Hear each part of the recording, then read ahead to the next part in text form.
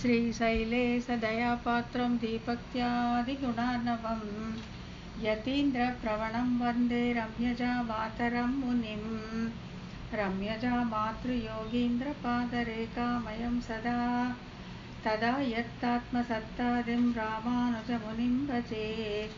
लक्ष्मीनाथसमारम्भां नादयामुनमध्यमाम् अस्मदाचार्यपर्यन्तां वन्दे गुरुपरम्पराम्। यो नित्यमच्युतपदाम्बुजयुग्मरुक्म व्यामोहदस्तदितराणि तृणाय मेने अस्मद्गुरोर्भगवतोऽस्य दयैकसिन्धोः रामानुजस्य चरणौ शरणं प्रपद्ये। माता पिता युवतयस्तनयादिविभूतिः सर्वं यदेव नियमेन मतन्वयानाम् आद्यस्नः कुलपतेर्वगुलाभिरामं श्रीमत्ततङ्घ्रियुगलं प्रणमामि मूर्ध्ना। भूतं सहश्च महदाह्वयवट्टनाद श्रीभक्तिसारकुलशेखरयोगिवाहान् भक्ताङ्घ्रिरेणुपरकालयतीन्द्रमिश्रान् श्रीमत्पराङ्कुशमुनिं प्रणतोऽस्मि नित्यम्।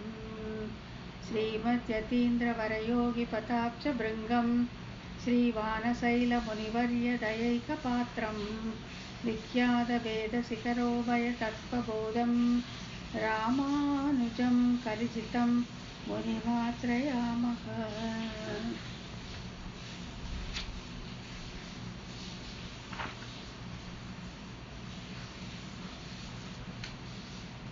பணவாள் அரவணை பள்ளி பயில்பவர்க்கு எவ்வுயிரும் குணபோகம் என்று குறிகை கதிபன் உரைத்ததுய்ய உணர் பாவின் உட்பொருள் ஒன்றுமறியா உலகறிய மணவாளன் மாறன் மனமுரைத்தான் வன்முடும்பை வந்தே. நாயனார் திருவடிகளே சரணம். அனைவருக்கும் வணக்கம். போன வகுப்புல நம்ம இந்த ரெண்டு விதமான ரெண்டு குழுவை சேர்ந்தவர்களுக்கு உள்ள வித்தியாசத்தை பார்த்தோம். ஒருத்தர் முற்பாடர்கள் அப்படின்னாக்கா இந்த பிரவருத்தி மார்க்கத்தில் போகக்கூடிய அந்த சாஸ்திரிகள், அவர்களும் முற்பாடர்கள் பார்த்தோம். செயல் தீர்ந்தார் அப்படின்னு சொல்லிட்டு இந்த பிரபன்னர்களை, அதாவது சாரஜ்ஞர்களை, திருமந்திரத்தினுடைய இதில் ஊன்றியிருப்பவர்களை பற்றி அந்த ரெண்டு குரூப்பை பார்த்தோம். இப்போ இந்த முற்பாடர்களுக்கும் சிலது எப்படி செய்துப்பாங்க. இந்த செயல் தீர்ந்தார்னு சொல்றவங்க கூட திருமந்திரத்திலே ஊறி இருப்பார்கள். அவர்களும் திருமந்திரத்திலிருந்து வந்தவர்கள் தானே. அவர்கள் இந்த சேஷத்துவம் மற்றும் போக்திருத்துவம் ஆகியவற்றை அந்த ஸ்வ நிர்பந்தத்தை எப்படி அறுத்து கொள்வார்கள் அப்படிங்கிறது தான் முக்கியமாக நம்ம அங்கே பார்த்தோம். ஸ்வ நிர்பந்தம் அப்படின்னு சொன்னாக்கா, அதாவது அவங்களுக்கும் அந்த திருமந்திரத்துடைய அர்த்தம் தெரிஞ்சிருக்கு, அதுலேயும் அவர்களோடு இருப்பதாலே அவர்களுக்கும் அந்த சேஷத்துவமும் அந்த போக்திருத்துவம் இருக்கத்தான் செய்யும். அதை அவர்கள் எப்படி போக்கிக் கொள்வார்கள் அப்படிங்கிறத ஸ்ரீபாஷ்யத்திலேருந்து ஒரு சூத்திர வழியாக நம்ம பார்த்தோம். அதாவது அந்த சேஷத்துவத்தில் நிர்பந்தத்தை அவர்கள் எப்படி தவிர்த்து கொள்வார்கள் அப்படின்னா, மற்றொன்றுக்கு, அதாவது மற்றொரு வஸ்துவான எம்பெருமானுக்கு அந்த சந்தோஷத்தை இன்பத்தை உண்டு பண்ணும் அந்த தன்மையே தம்முடைய ஸ்வரூபமாக வைத்து கொள்ள வேண்டும். அது மட்டும்தான். அப்படி இருக்கும் பொழுது அவர்கள் அந்த ஸ்வ நிர்பந்தமாக போக்திருத்துவத்தையும் சேஷத்துவத்தையும் தவிர்த்து கொள்கிறார்கள் அப்படின்னு பார்த்தோம். அது மட்டும் இன்னொரு வாட்டி படிக்கிறேன். சேஷத்துவத்தின் நிர்பந்தத்தை தவிர்க்கையாவது மற்றொன்றுக்கு அதிசயத்தை உண்ணு பண்ண வேண்டும் என்ற விருப்பத்தால் கொள்ளப்படும் தன்மை. அந்த தன்மை எதற்கு வடிவாக உள்ளதோ அதே வடிவமாக உள்ளவர்கள், அதுவே உண்மையில் அடிமை. அதாவது அங்கே ஒரே ஒரு 0.00% கூட என்னுடைய சந்தோஷம் என்னுடைய திருப்திக்காக அப்படிங்கிறத தவிர்த்து முழுவதுமாக அந்த மற்றொன்று அப்படின்னு சொன்னாக்கா எம்பெருமான், மற்றொரு வஸ்துவிற்கு அந்த முக உல்லாசத்தை ஏற்படுத்த வேண்டும் என்கிற அந்த எண்ணமே, அந்த தன்மையை வடிவாக கொண்டது எதுவோ அதுதான் சேஷன் அப்படின்னு அந்த விஷயத்தை கைப்பற்றி இந்த சாரஜ்ஞர்கள் இந்த செயல் தீர்ந்தார் தம்முடைய ஸ்வநிர்பந்தத்தை அறுத்து கொள்வார்கள் அப்படின்னு பார்த்தோம். இந்த செயல் தீர்ந்தார் அப்படிங்கிறது அதாவது செயல் தீர்ந்தார் அப்படிங்கிற ரெண்டு வார்த்தைகள் இருந்த பொழுதிலும் அதில் எவ்வளோ ஆழம் இருக்குது அப்படிங்கிறத தெரிஞ்சுக்கும் போது இவர்களுடைய மேன்மை, அந்த முற்பாடர்களை காட்டிலும் இவர்கள் எப்படி உயர்ந்திருக்கிறார்கள் அப்படின்னு தான் நம்ம ஒரு மாதிரி புரிஞ்சுக்கலாம். செயல் தீர்ந்தார், அவங்க வந்து எதுவுமே செய்ய வேண்டியதே இல்லை. எதுக்காக எதுவும் செய்ய வேண்டியது இல்லைன்னா, அவர் ஆத்மாவுடைய நன்மைக்காகவும் ஒன்றும் செய்ய வேண்டியதில்லை, தேக நன்மைக்காகவும் அவர்கள் ஒன்றும் செய்ய வேண்டியதில்லை. ஏன்னா ஆத்மாவை தான் அவர்கள் வந்து எம்பெருமான் வசத்திலே ஒப்படைத்து விட்டார்கள். எனக்கு ஆக்கிஞ்சன்யமும் அனன்ய கதித்துவமும் தான் இவர்களுக்கு இருக்கக்கூடிய முக்கியமான ஒன்று. எனக்கு கையிருப்பு ஒன்றுமே கிடையாது, எனக்கு கர்ம ஞான பக்தி யோகம் கிடையாது, நான் உன்னிடம் என்னை ஒப்படைத்து விட்டேன் என்று கைவிரித்து விட்டவர்கள். அதே மாதிரி இது அனன்ய கதித்துவம், என்னுடைய கால்கள் உன்னை தவிர இன்னிடத்திற்கு போகாது அப்படிங்கிறது. அதை ரெண்டுமே தான் இவர்கள் முக்கியமான குவாலிஃபிகேஷனாக வச்சுட்டு இருக்கிறதுனால இவர்களுக்கு ஆத்மாவை பற்றிய கவலை கிடையாது. ஆத்மா வந்து எம்பெருமானிடம் ஒப்படைத்து விட்டார்கள். சரி, ஆத்மா அது பாட்டுக்கு அது போகுது. இப்போ தேக யாத்திரை என்ன ஆகுறது? தினம் எனக்கு வாழ்க்கையில் நம்ம சுக துக்கங்களை சேர்ந்து தானே அனுபவிக்கிறோம். இந்த மாதிரி சரணாகதி பற்றி நம்ம சாரஜராக வந்து நம்ம செயற்தீர்தாராக இருந்தால் நம்ம சந்தோஷமாகவே இருப்போமா, ஆனந்தம் மட்டுமே நமக்கு இருமானா? அப்படி இருக்கிறது இல்லையே, நம்ம அந்த மாதிரி பார்க்கறது இல்லை. அப்போ அதை எப்படி நம்ம எடுத்துக்கணும்னா, அது வந்து கர்மவசம், கர்மவசத்தால் ஏற்படக்கூடியது.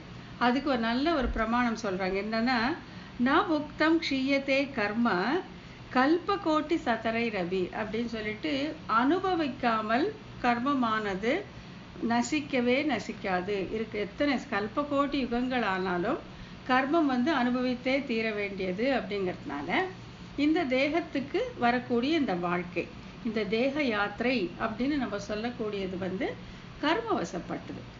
ஆத்ம யாத்திரை வந்து நம்ம எம்பெருமான் கிட்ட ஒப்படைச்சாச்சு, தேக யாத்திரை கர்மவசப்பட்டது.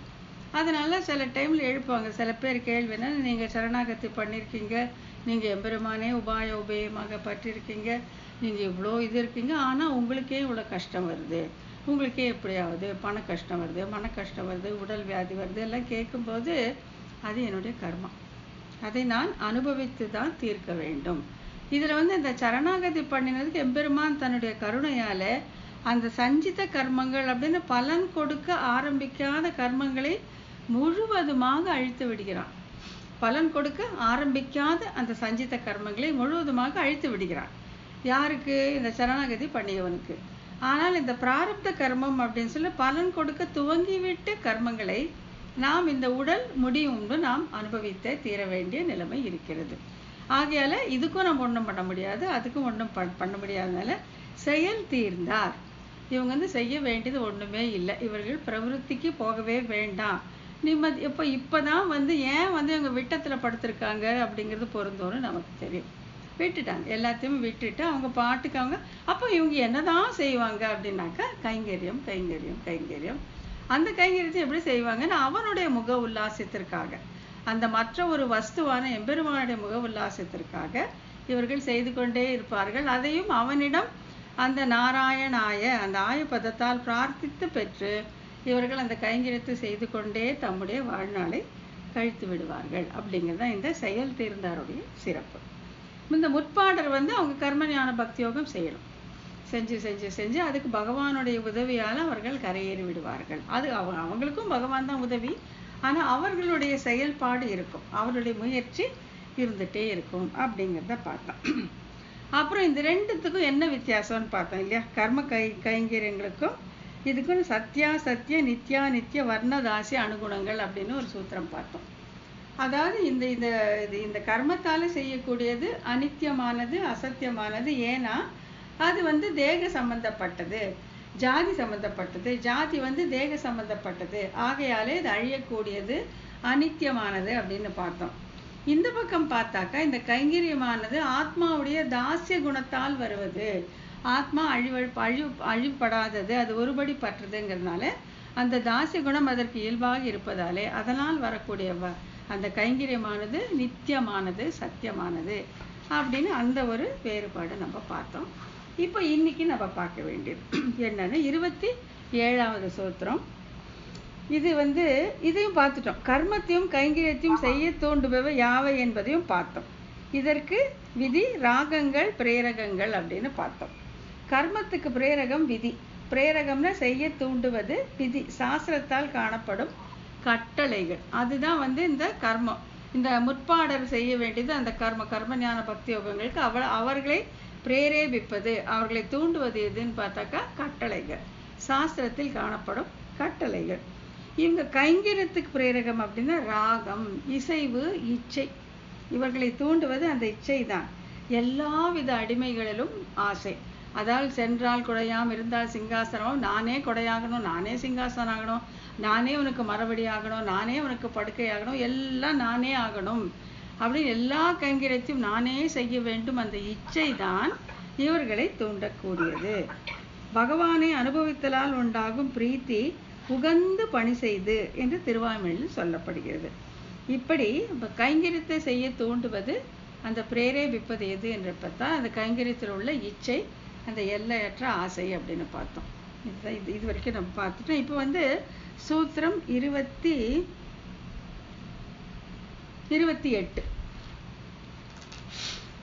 இந்த 28ஆம் சூத்திரம் இன்னைக்கு நம்ம புதுசாக பார்க்க போகிறோம்.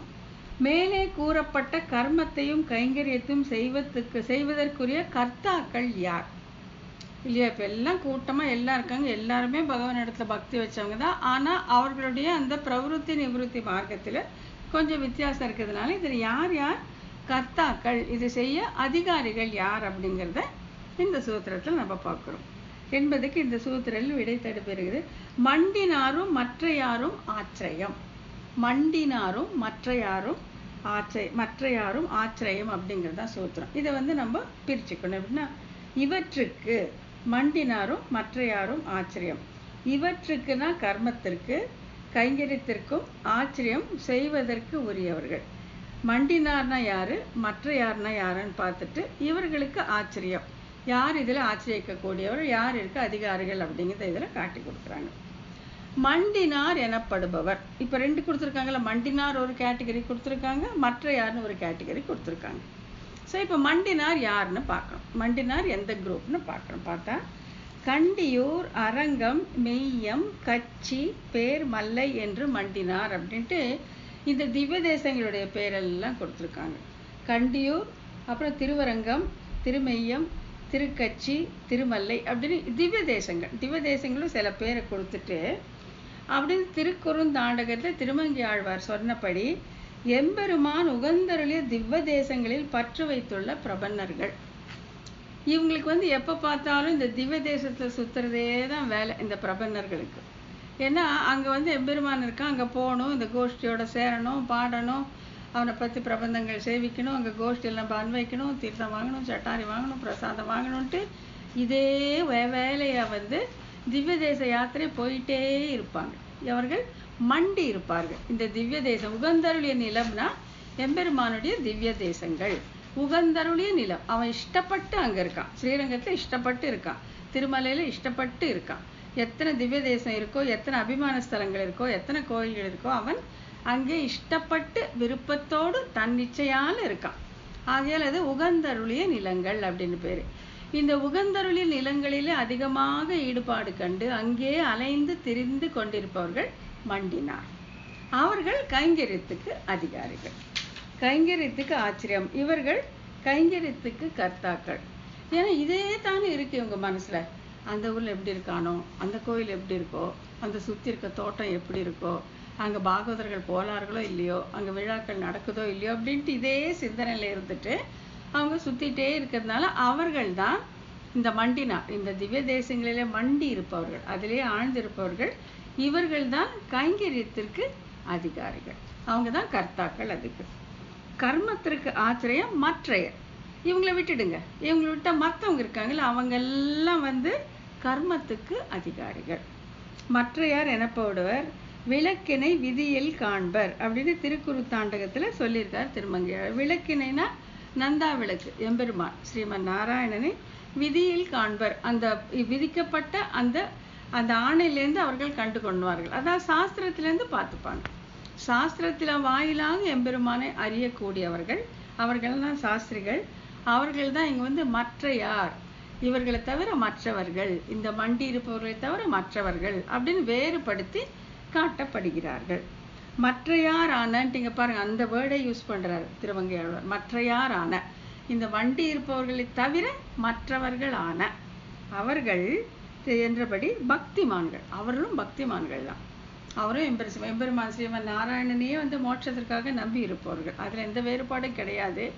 ஆனால் இவர்கள் வந்து முற்பாடர்கள், இவங்கள் வந்து செஞ்சுட்டே இருப்பாங்க, கர்ம ஞான பக்தி யோகங்களை செய்து சாஸ்திரங்கள் படி ஒழுகி அது பிரகாரம் போயிட்டே இருப்பாங்க, திருமந்திரத்தோட அர்த்தத்திலையும் ஊன்றி இருப்பார்கள்.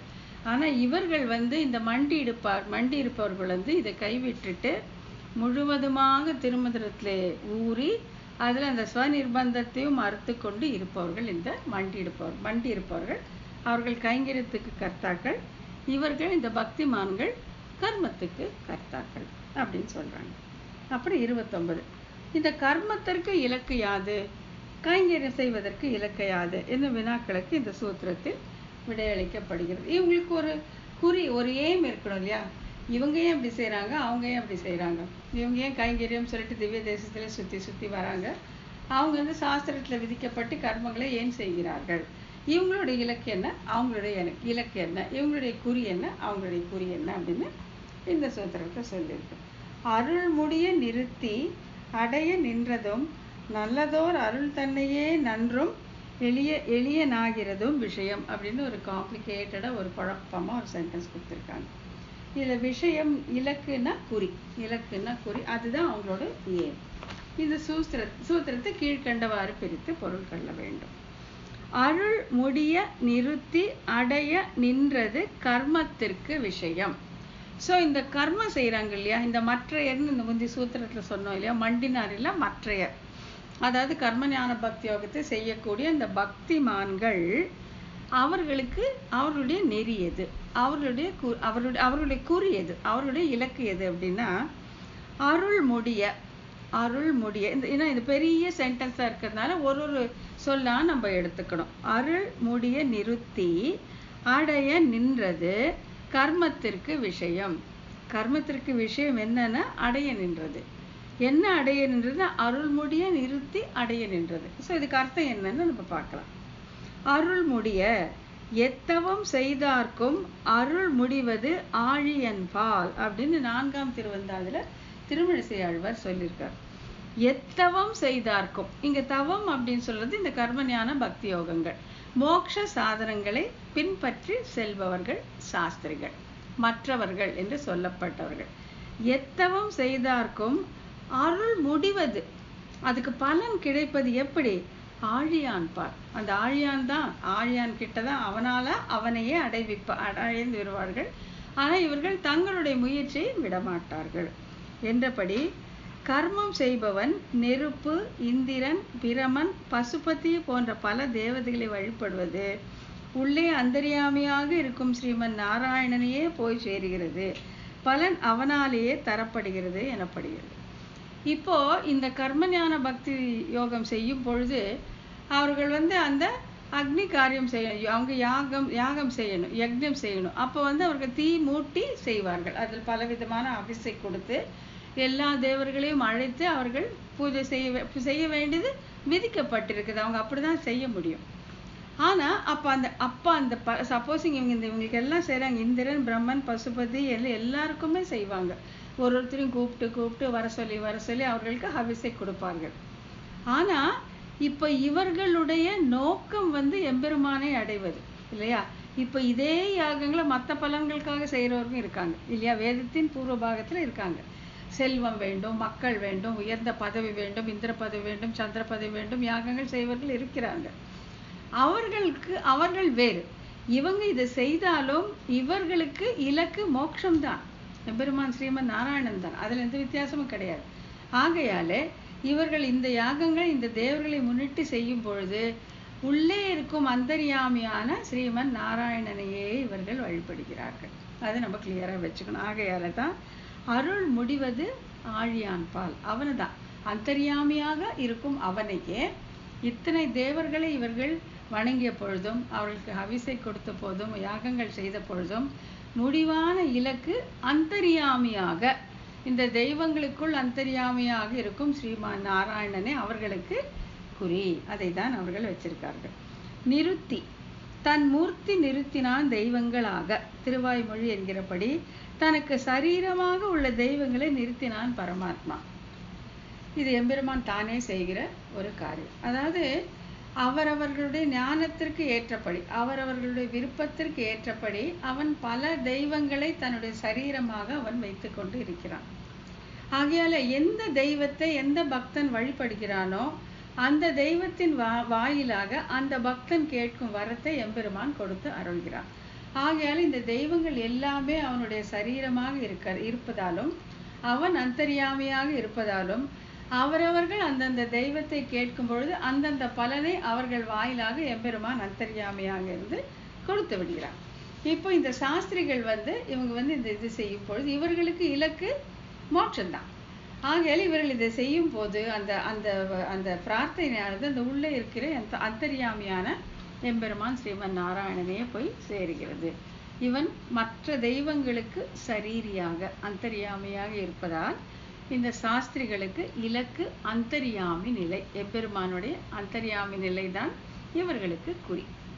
இன்னொரு வாட்டி படிக்கிறேன். நிருத்தி தன் மூர்த்தி நிறுத்தினான் தெய்வங்களாக அப்படின்னு திருவாய்மொழியில நம்மாழ்வார் சொன்னபடி தனக்கு சரீரமாக உள்ள தெய்வங்களை நிறுத்துகிறான் பரமாத்மா.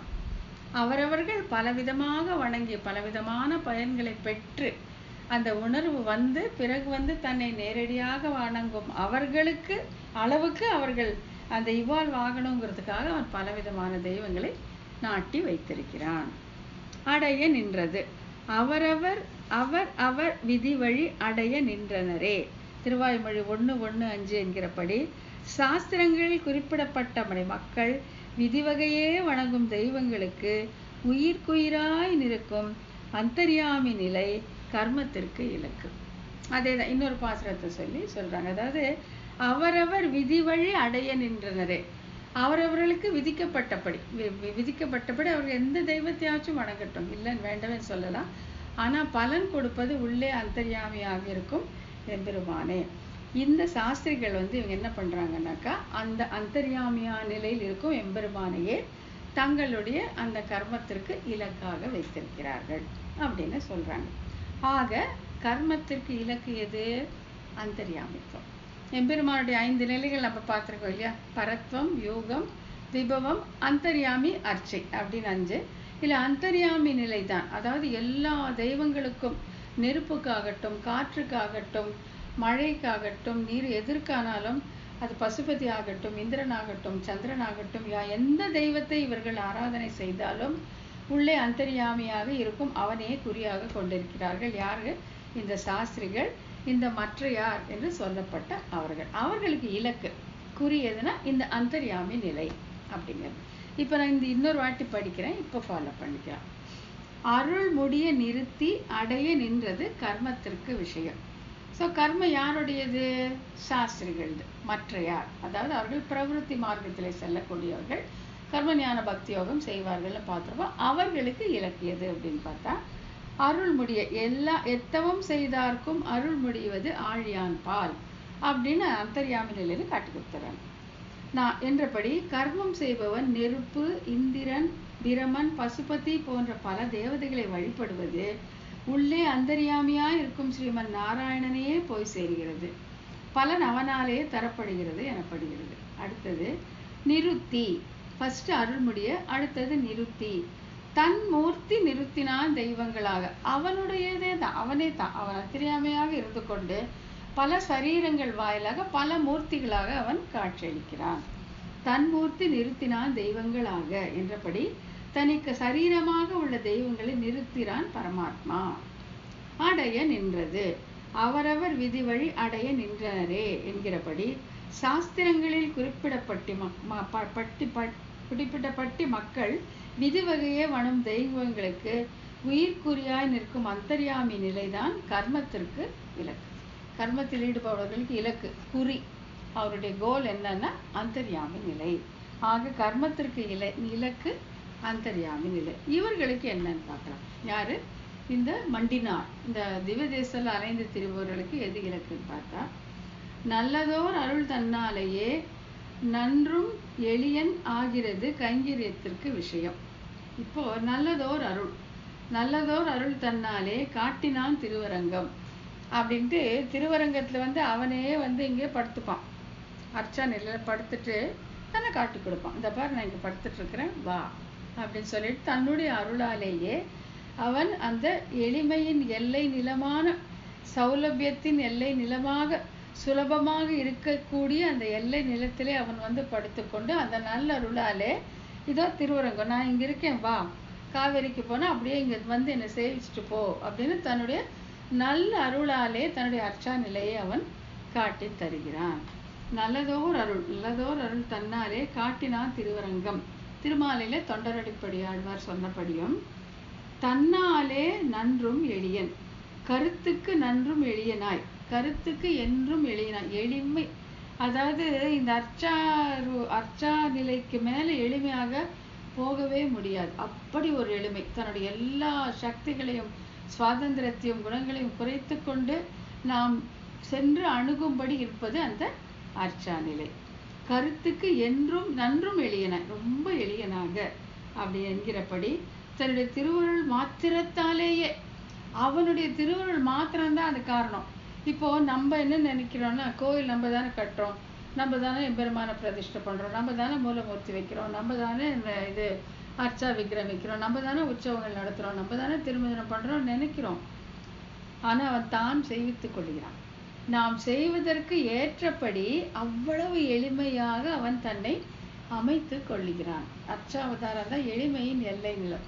அவன் தன்னை நாம் சென்று அணுகி தொட்டு வழிபடுவதற்கு ஏற்றபடி தன்னை அமைத்து கொள்ளுகிற அந்த எளிமையான நிலைதான் அர்ச்சா நிலை.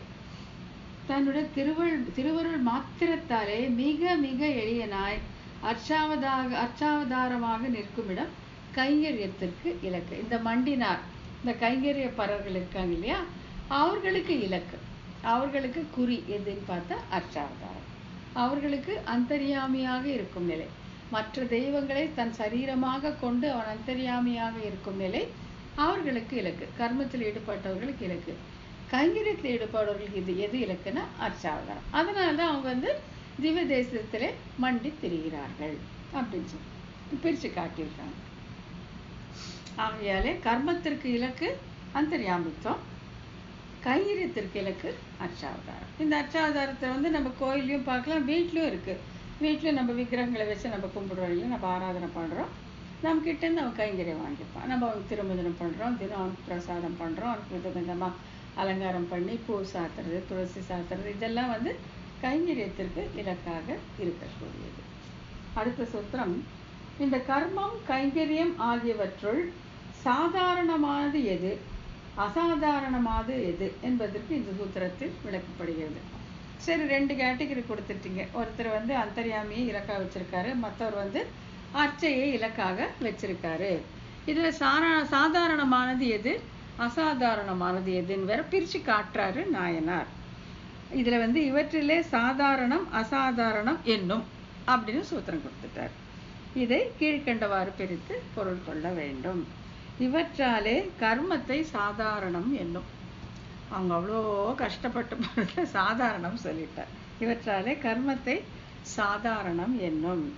சாதாரணம்னா சிறப்பு இல்லாதது, அதுக்கு ஒரு பெரிய பெருமை ஒன்றும் இல்லையாமா, அப்படிதான் நாயனார் சொல்றார். என்னும் என்று சாஸ்திரம் சொல்லும். பிரமன் சிவன் முதலிய தேவர்களை தன் உடலாக கொண்டு அவர்களுக்கு அந்தர்யாமியாக தங்கி அருள் புரியும் இறைவனை விஷயமாக உடைய கர்மம் சாதாரணமானது. இப்போ இவங்க அந்தர்யாமியாக இருக்கு எம்பெருமானை வணங்கின பொழுதும் அவங்க ஆராதிக்கும் பொழுது அந்த உடலாக இருக்கக்கூடியவும் சேர்த்து ஆராதிக்கிறார்கள் இல்லையா. இது பகவத்கீதையில பெருமாள் கிருஷ்ணர் சொல்றாரு என்னன்னா, யார் யார் எந்த தெய்வத்தை வணங்கினாலும் அந்த தெய்வங்களா உள்ள இருந்து நான் பலனை தருவேன், நான் எவனொருவன் என்னை நேரடியாக வணங்கிறானோ அவன் என்னையே வந்து சேர்ந்து விடுவான் அப்படின்னு சொல்லியிருக்கிறதுனால அவனுக்கே வந்து தானாக இருக்கக்கூடிய நிலைதான் மிக உயர்ந்ததாக கண்ணன் காட்டி தந்திருக்கிறான்.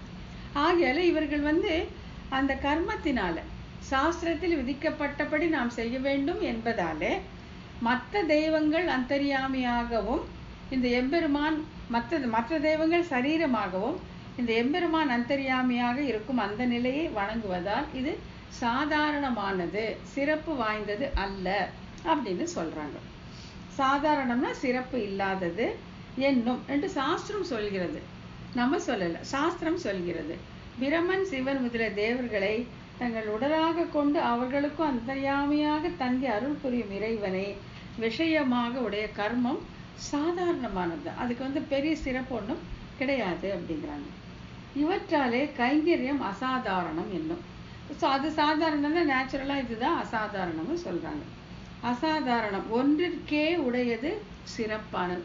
ஒன்றிற்கே எம்பெருமான் ஒருவனுக்கே உடையது ஆகியாலே இது சிறப்பானது என்னும் சாஸ்திரம் சொல்லும். இதையும் சாஸ்திரம் தான் சொல்லு. சாஸ்திரம் ரொம்ப என்ன இம்பார்ஷியல்னு சொல்லலாம். இதெல்லாம் நான் சொல்லிடுறேன், உனக்கு இந்த வழி வேணா எடுத்துக்கோ, இந்த வழி வேணா எடுத்துக்கோன்னு சொல்லி சாஸ்திரம் எல்லாவற்றையுமே நமக்கு காட்டி தருகிறது.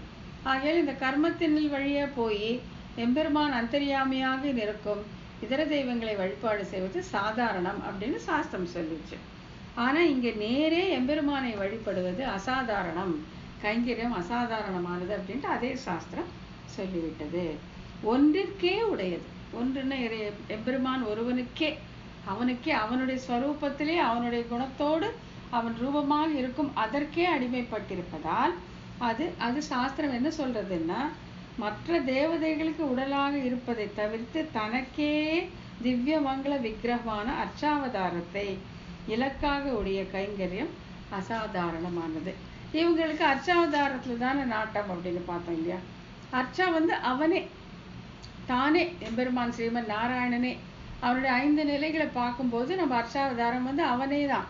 அர்ச்சாவதாரத்துல அவன் எந்த விதமான அசைவும் இல்லாமல் முகபாவம் இல்லாமல் அர்ச்சகருக்கு கட்டுப்பட்டு அவனால் தூக்கப்பட்டு கட்டப்பட்டு எல்லாம் செய்தாலும் அந்த எம்பெருமான் ஸ்ரீமன் நாராயணன் வைகுண்டத்துல இருப்பவன் இவனும் ஒன்றுதான். அதுல நமக்கு சந்தேகமே வரக்கூடாது. அந்த ஒரு நினைவு நமக்கு ஏற்பட்டு விட்டாலே போதும் அப்படின்னு சொல்றாங்க. அத்தனை தூரம் இவனும் அவனும் ஒண்ணுதான், வேறையே கிடையாது. இவன் விக்கிரகம், அவன் ரொம்ப பராக்கிரமசாலிங்கிறதே கிடையாது. அந்த பரமபதத்துல இருக்க அந்த ஸ்ரீ வைகுண்டநாதனும் இங்க ஸ்ரீரத்னகர் படுத்திருக்கிற அந்த ஸ்ரீ ரங்கநாதனும் ஒண்ணுதான், வித்தியாசமே கிடையாது. இவன் நாம் சென்று வழிபடுவதற்கு ஏற்றபடி இந்த அர்ச்சாவதாரத்தில் இருக்கிறான் அப்படிங்கிற அந்த நம்பிக்கையோட மற்ற தேவதைகள் உடலாக இருப்பது, இது இங்க தப்பு இருக்கு. மற்ற தேவதைகளுக்கு உடலாக இல்லை, மற்ற தேவதைகள் உடலாக, அது கொஞ்சம் அடிச்சு திருத்திக்கோங்க. மற்ற தேவதைகளுக்கு உடலாக இருக்கிறதுங்கிறது தப்பு. மற்ற தேவதைகளை உடலாக கொண்டு, அதை அடிச்சு திருத்திக்கோங்க. மற்ற தேவதைகளை உடலாக கொண்டு இருப்பதை தவிர்த்து, தேவதைகளுக்கு உடலாகங்கிறது தப்பு, மற்ற தேவதைகளை உடலாக கொண்டு இருப்பதை தவிர்த்து அப்படின்னு மாற்றி எழுதிக்கோங்க. தவிர்த்து தனக்கே உரிய திவ்ய மங்கள விக்கிரகமான அர்ச்சாவதாரத்தை இலக்காக உடைய கைங்கரியம் அசாதாரணமானது. அது திருத்திட்டீங்களா அந்த இடத்த? மற்ற தேவதைகளை உடலாக கொண்டு இருப்பதை தவிர்த்து, மற்ற தேவதைகளை உடலாக கொண்டு இருப்பதை தவிர்த்து, மற்ற தேவதைகளை உடலாக கொண்டு இருப்பதை தவிர்த்து தனக்கே ஒரு திவ்யமங்கல விக்கிரகமான அர்ச்சாவதாரத்தை இலக்காக உடைய கைங்கரியம் அசாதாரணமானது அப்படின்னு சொல்லிட்டாங்க. ஸோ இந்த 2 சூத்திரத்துல என்ன சொல்றாங்கன்னா, நேரடியாக அவனையே பற்றுவது, அவனுக்கே கைங்கரியம் செய்வது இவர்களுடைய இந்த மண்டினார்க்கு, அதாவது அது செயல் தீர்ந்தார் சாரஜர் திருமந்திரத்திலே ஊன்றி அவர்களுக்கு இலக்கு. மற்றவர்களுக்கு கர்மத்தில் ஊன்றி இருக்கிறவர்களுக்கு அவனுடைய அந்தர்யாமி நிலை இலக்கு. அந்தர்யாமி நிலை ஒருவருக்கு, அர்ச்சாவதாரம் ஒருவருக்கு அப்படின்னு சொல்லி இங்கே காட்டி கொடுத்துட்டாங்க. அடுத்த சூத்திரம் 31வது சூத்திரம். இதுல மேலே சொல்லப்பட்ட அசாதாரணமான கைங்கரியத்தில் துணிந்தார்க்கு சாதாரணமான கர்மத்தின் சேர்க்கை தன்னிடையே கழியும் விதம் எடுத்துக்காட்டுகளோடு இந்த சூத்திரத்தில் அருளி செய்யப்படுகிறது. இது எப்படி ஏற்படுது உங்களுக்கு இல்லையா? கைங்கரியத்துக்கு மட்டுமே, அதுவும் அர்ச்சாவதாருக்கு மட்டுமே அப்படிங்கிற அந்த குணம், அந்த பண்பு, அந்த செயல்பாடு எப்படி இவர்களுக்கு ஏற்படும்? இவர்களும் எல்லாம் ஒரு மாதிரி இருந்தவர்கள் தானே, இவர்களுக்கு எப்படி இது ஏற்படும்? சாதாரணமான அதை விட்டு அசாதாரணமான இந்த வழிக்கு அவர்கள் எப்படி செல்கிறார்கள் அப்படிங்கிறது சில எக்ஸாம்பிள்ஸோட, சில எடுத்துக்காட்டுகளோட இந்த சூத்திரத்தில் விளக்கப்படுகிறது. சூத்திரம் பெருசுதான், ஆனா சுலபம். சூத்திரம் பெருசா இருக்கு பார்த்தா, ஆனா சுலபம், ஒன்றும் பெரிய கஷ்டம் இல்லை. ஜாதி ஆசிரம தீட்சைகளில் பேதிக்கும் தர்மங்கள் போல அத்தாணி சேவகத்தில் பொதுவானது நழுவும் அப்படின்னு சொல்றாங்க. இப்போ நான் 3 எக்ஸாம்பிள் எடுக்க போறாங்க. ஒன்று ஜாதி, ஒன்று வர்ணம், ஒன்று தீட்சை. இதுல ஜாதியில என்னென்ன இருக்கு, வர்ணத்துல என்னென்ன இருக்கு, தீட்சையில் என்னென்ன இருக்குன்ட்டு ஒரு ஜாதியில இருக்கிறது இன்னொரு ஜாதிக்கு எப்படி பொருந்தாமல் விட்டு போகுமோ, ஒரு வர்ணத்தில் இருக்கிறது இன்னொரு வர்ணத்துக்கு பொருந்தாமல் எப்படி விட்டு போகுமோ, ஒரு தீட்சையில் இருப்பது இன்னொரு தீட்சைக்கு எப்படி விட்டு போகுமோ, அதே போல கைங்கரியத்தில் இருக்கும்போது இந்த பொதுவான சாதாரணமானது தன்னிடையே நழுவும் அப்படின்னு உதாரணத்தோட இங்க காட்டி கொடுக்குறாங்க. இதை நம்ம ஒன்னொன்னா பார்த்துக்கலாம். இதை பிரிச்சுக்கணும்.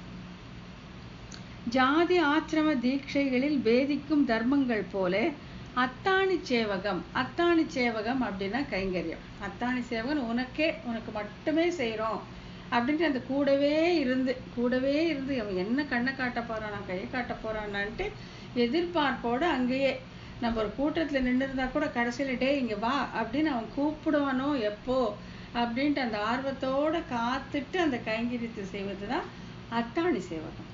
அத்தாணி சேவகத்துல பொதுவானது நழுவும், இந்த சாதாரணமான தர்மம் நழுவி விடும் அப்படின்னு சொல்றாங்க.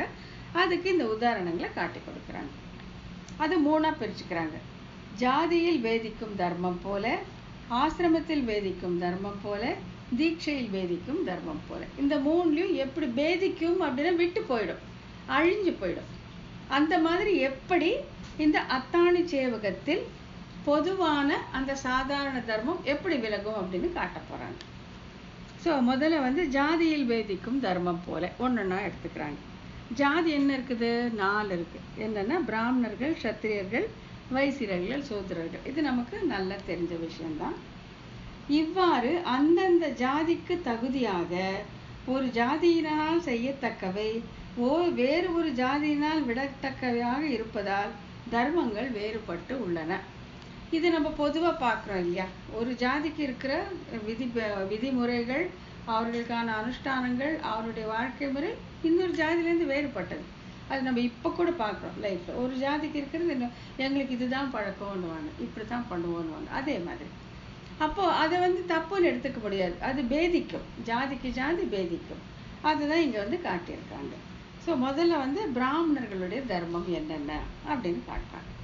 பிராமண ஜாதியில இருக்கக்கூடியவர்களுக்கு தர்மம், அவர்களுக்கு விதிக்கப்பட்ட வாழ்க்கை முறை என்ன அப்படின்னு முதல்ல காட்டுறாங்க. ஃபர்ஸ்ட் வேதம் ஓதுதல், ஓதுவித்தல். இதுதான் பிராமணர்களுடைய முக்கியமான தர்மம். அவங்க வேதத்தை படிப்பாங்க, வேதத்தை கற்றுக் கொடுப்பாங்க. வேதம் ஓதுதல், ஓதுவித்தல். யாகம் செய்தல், செய்வித்தல். அக்னி காரியமாக ஒரு யாக குண்டம் அமைத்து அவங்க தினமும் அவங்களும் செய்யணும், அக்னிகோத்திரம் முதலியானவை. செய்வித்தல், யாராச்சும் கூப்பிட்டு எங்களுக்காக செய்யுங்கன்னா போய் செய்ய வேண்டியது பிராமணர்கள் வேலை. தானம் கொடுத்தல், வாங்குதல். அவர்கள் தானம் கொடுப்பாங்க, தானம் வாங்கி கொள்வது பிராமணர்களுக்கு இயல்பானது. அப்புறம் தாய பாகத்தில் கிடைத்த செல்வம், அதாவது தாய பாகத்தால் கிடைத்த செல்வம் அவர்களுக்காக பிரித்து தரப்பட்ட செல்வம். யார் அரசனோ, யார் அரசாட்சி செய்கிறார்களோ அவர்களால் அவர்களுக்கு தரப்பட்ட செல்வம், அவர்களுக்கு பரம்பரையாக வந்த செல்வம்னு வச்சுக்கலாம். அப்போதான் கதிர் நெல் பொறுக்குவது. இது ரொம்ப அவர்கள் வயல்ல உதிர்ந்து கிடக்கு பாருங்க நெல், அதை தான் எடுத்துட்டு சமையல் பண்ணுவாங்க. அவங்க கடையில வாங்குறதோ இல்லை அவங்களா விளைவித்து அறுவடை செய்வதோ கிடையாது. அந்த வயல்ல கிடக்கிற நெல்லை எடுத்துட்டு தான் அவர்கள் புசிப்பார்கள். வேறு ஒருவரால் எடுக்கப்படாத கனி கிழங்குகளையும் விரும்புதல். மற்றவங்க போய் எடுத்ததை இவங்க எடுக்கவே மாட்டாங்க. தனியாக இருக்கக்கூடிய இடத்துல வேறு ஒருவரால் அங்கு நுழைந்து எடுக்கப்படாததை தான் இவர்கள் எடுத்துக்கொள்வார்கள். சமைத்த உணவை ஒரு காலம் பெற்றுக்கொள்ள மாட்டார்கள். சமைக்காத தானிய வகைகளை பிக்ஷையாக ஏற்றுக்கொள்வார்கள். இப்படியாக பிராமணனுக்கு 6 தொழில்கள் செய்யத்தக்கது. இது இன்னொரு வாட்டி வேணா படிச்சு பார்த்துக்கலாம். அப்புறம் க்ஷத்திரியர்கள் தர்மம். க்ஷத்திரியர்கள் தான் நெக்ஸ்ட் ராஜாக்கள். அவர்களுக்கு என்னன்னா பிராமண தர்மத்தில் உள்ள வேதம் ஓதுதல், ஓதுவித்தல், யாகம் செய்வித்தல், தானம் வாங்குதல் ஆகிய இவர்களுக்கு கிடையாது. இவங்களுக்கு அது கிடையாது. வேதம் ஓதுவித்தல் கிடையாது, யாகம் செய்வித்தல் கிடையாது, தானம் வாங்குதல் கிடையாது. இது 3 அவர்களுக்கு கிடையாது. மற்றவை உண்டு. இவற்றோடு தண்டித்தல், போர் செய்தல். இது 2 க்ஷத்திரியனுக்கே உரியது. தண்டிக்கலாம், தப்பு செய்வர்களை தண்டிப்பார்கள், போருக்கு செல்வார்கள். தங்களுடைய நாட்டை காப்பாற்றிக் கொள்வதற்காக போருக்கு செல்லலாம். அப்புறம் வைசிய தர்மம். க்ஷத்திரியனுக்கு உரிய தண்டித்தல், போர் செய்தல் கிடையாது, மற்றவை உண்டு. அந்த 2 இல்லாமல் மற்ற வேண்டும். இவற்றோடு பயிர் செய்தல், பசுக்களை காத்தல், வியாபாரம் செய்தல், இதில் வைசியர்களுக்கே உரிய தர்மம். அப்புறம் 4ஆம் வர்ணத்தின் தர்மம் என்னன்னா, மற்ற சாதியினர் மேற்கூறிய காரியங்கள் செய்கையில் அவர்களுக்கு உதவி புரிதல் இவர்கள் தர்மம். இதுதான் இந்த 4ஆம் வர்ணத்திற்கு வேதத்தில் விதிக்கப்பட்ட வேலை. இந்த மற்ற 3 பேர்களுக்கும் அவர்கள் செய்யக்கூடிய காரியத்தில் உதவி செய்வது தான் 4ஆம் வர்ணத்தினுடைய தர்மம். அதுதான் இது 4ம் சொல்லிட்டாங்க. இது நம்ம திருப்பி பார்க்கும்போது நமக்கு ஞாபகம் வந்துடும். அப்புறம் இந்த சத்திரியர்களுக்கும் வைசியர்களுக்கும் பொதுவான தர்மம் இருக்கு. என்னன்னு பார்த்தா, வேதம் ஓதுதல், யாகம் செய்தல், தானம் கொடுத்தல். இது பொது. யாருக்கு? பிராமணர்களுக்கும் சத்திரியர்களுக்கும். பிராமணர்களுக்கு இருந்து இவர்களுக்கு இல்லாதது என்னன்னு, வேதம் ஓதுவித்தல், யாகம் செய்வித்தல், தானம் செய்வித்தல், இது 3ம் அவர்களுக்கு கிடையாது. அவர்களுக்கு உண்டு, இவர்களுக்கு கிடையாது. அந்த மாதிரி. அப்புறம் இவர்களுக்கு தனித்தனியே உரியவை யார் யாருக்கு? வைசியர்களுக்கும் சத்திரியர்களுக்கும் பார்த்தீங்கன்னா, தண்டித்தல், போர் செய்தல் சத்திரியர்களுக்கு உண்டு, வைசியர்களுக்கு கிடையாது. வைசியர்களுக்கு உண்டு, சத்திரியர்களுக்கு இல்லாதது என்னன்னு பார்த்தா, பயிரிடுதல், பசுக்களை காத்தல், வியாபாரம் செய்தல். இது நம்ம ப்ராக்டிக்கலாக பார்த்ததுனால நம்ம தெரிஞ்சுக்கலாம். 4ஆம் வர்ணத்தவர்களுக்கு என்ன? இவர்களுக்கு உதவி செய்வது. இந்த மற்ற 3 வர்ணத்தை சேர்ந்தவர்களுக்கு உடலால் உதவி செய்வது தான் இந்த 4ஆம் வர்ணத்தினருடைய வேலை. ஸோ இப்போ வந்து இந்த 4 ஜாதியிலே வந்து உங்களுக்கு தர்மம் வேறுபடுதா இல்லையா? இயல்பாகவே வேறுபடும். இதே மாதிரி தான் அப்படின்னு சொல்றாங்க. கைங்கரியத்திலே ஈடுபட்டவர்களுக்கு சாதாரண தர்மங்கள் தன்னிடையே போய்விடும். அவங்களுக்கு அது இல்லை. அதனால வந்து அதை பற்றி கவலைப்பட வேண்டாம் அப்படின்னு சொல்லி இன்னொரு உதாரணம் காட்டுறாங்க. என்னன்னா, ஆசிரமத்தில் வேதிக்கும் தர்மம் போல 4 வர்ணம் பார்த்துட்டு இப்போ 4 ஆசிரமம். 4 ஆசிரமம் என்ன? பிரம்மச்சாரி, இல்லறத்தான், வானப்பிரஸ்தம் மற்றும் சந்நியாசம். இவ்வாறு ஆசிர தர்மங்கள் வேறுபட்டு ஒரு ஆசிரமத்தை சேர்ந்தவர்களால் மற்ற ஒரு ஆசிரமத்தை சேர்ந்தவர்கள் மேற்கொள்ளவற்றை விடத்தக்கவையாக இருப்பதை காண்கிறோம். பிரம்மச்சாரியா இருப்பது இல்லறத்தானுக்கு ஒத்துக்காது, இல்லறத்தானுக்கு இருப்பது வானப்பிரஸ்தத்தில் இல்லை, வானப்பிரஸ்தனுக்கு இருப்பது சன்னியாசிக்கு இல்லை. அந்த மாதிரி வேறுபடும்.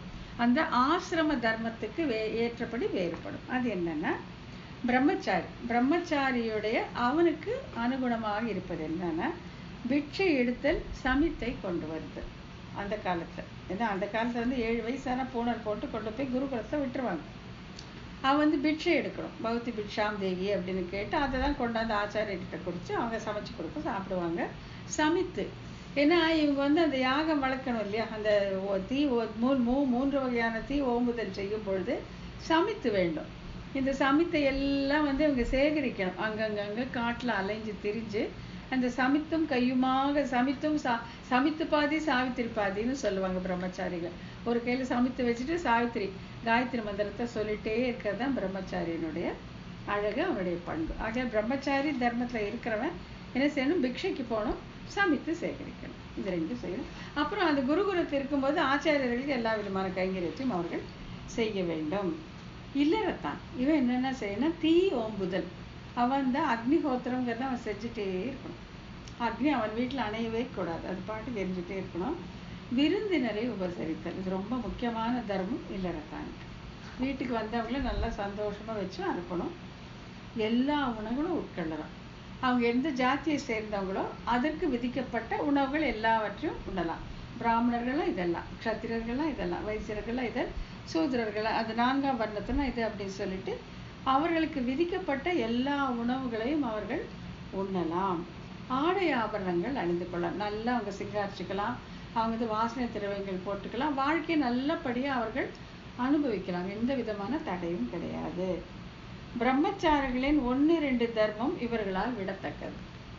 ஸோ இல்லறத்துக்கு நீங்கள் கல்யாணம் பண்ணிட்டு வந்துட்டீங்கன்னாக்கா நீங்கள் பிட்சைக்கு போகக்கூடாது, நீங்கள் சமைத்து சேகரிக்கக்கூடாது. இது 2ம் இல்லறத்தானுக்கு கிடையாது. அடுத்தது வானப்பிரஸ்தன். இந்த வானப்பிரஸ்தனை யாருன்னா வயசானவங்க, அரசர்கள் வயசானவங்க தங்களுடைய அரசனை உதாரணமாக சொல்கிறேன், தன்னுடைய மகனுக்கு பட்டம் கட்டிவிட்டு அவர்கள் கணவனும் மனைவியும் இது காட்டுக்கு சென்று விடுவார்கள். இந்த காலத்தில் நம்ம இந்த ரிட்டையர்ட் லைஃப்னு வச்சுக்கலாம். பிள்ளைங்கள்லாம் லைஃப் செட்டில்றாங்க, நாங்கள் ரிட்டையர்ட் லைஃப்னு சொல்கிறது வானப்பிரஸ்தம். இவங்களுக்கு என்னெல்லாம் இருக்குன்னு பார்த்தா, தீ ஓம்புதல். அவங்களும் அந்த அக்னி வளர்த்தே ஆக வேண்டும். விருந்தினரை உபசரித்தல், இது அவங்களுக்கு உண்டு இவங்களுக்கு உண்டு. தோல் மர உரி ஆகியவற்றை உடுத்துதல், அவங்க ஆடை ஆபரணம் எல்லாம் போட்டுக்கலான்னு பார்த்தோம் இல்லையா, இவங்க போட்டுக்க முடியாது. இவங்க தோல் மற்றும் மர உரி தான் போட்டுக்கணும்.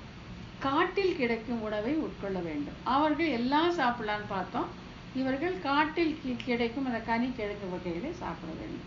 சடை வளர்த்தல், இவங்க ஜடாமுடி வச்சுக்கணும்.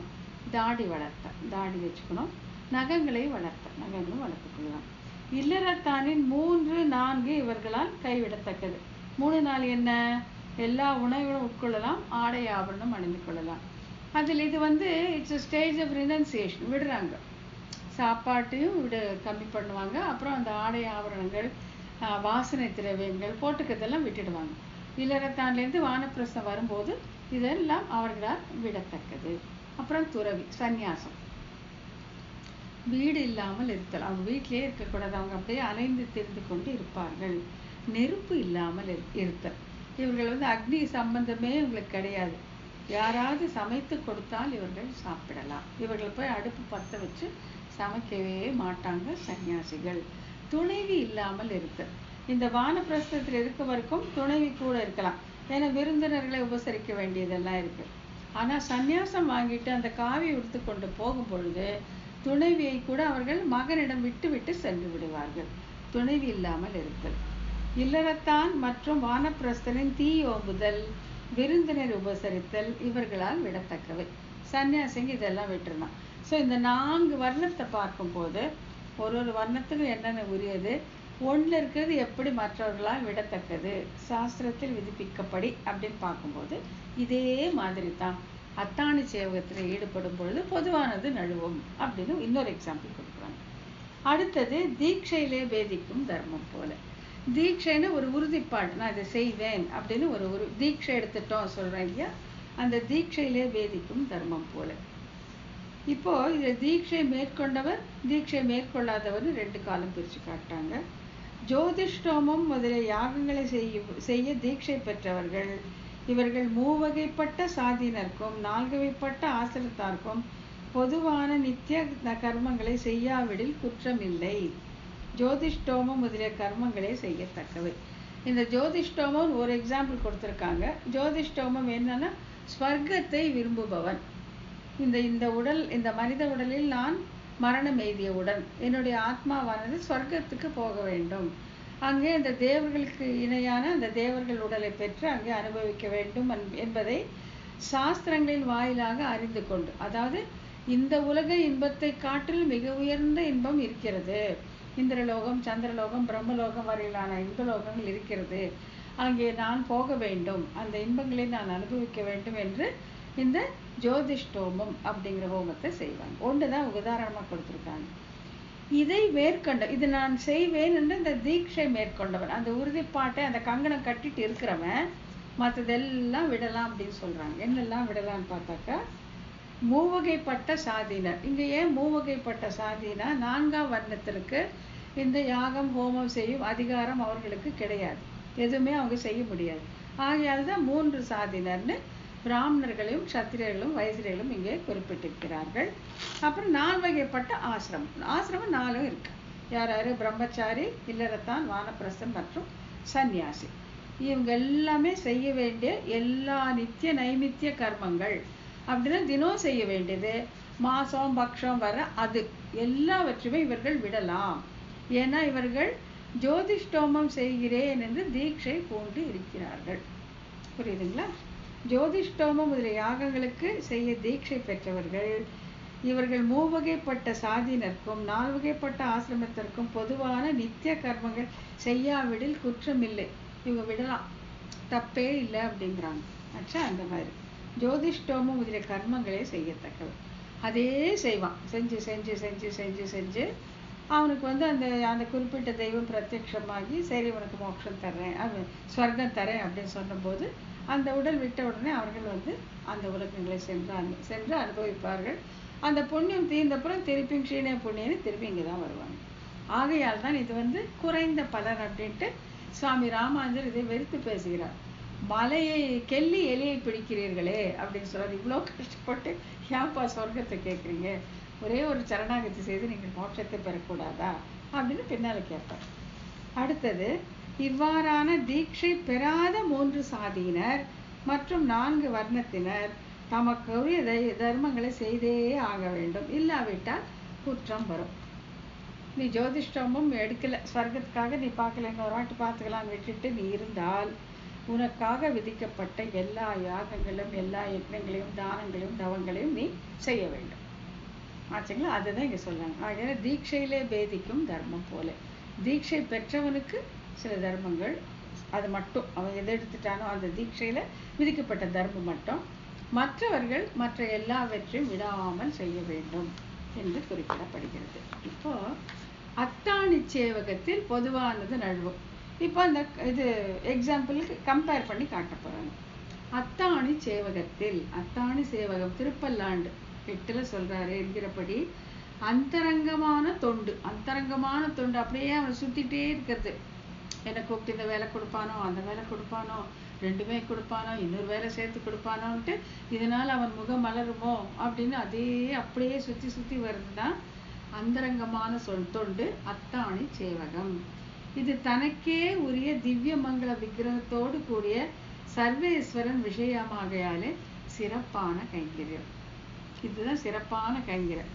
எம்பெருமானுடைய விக்கிரகத்துக்கே தொண்டு செய்வதால இந்த அத்தாணி சேவகம், இந்த அந்தரங்கமான கைங்கரியம் மிகவும் சிறப்பானது, பொதுவானது.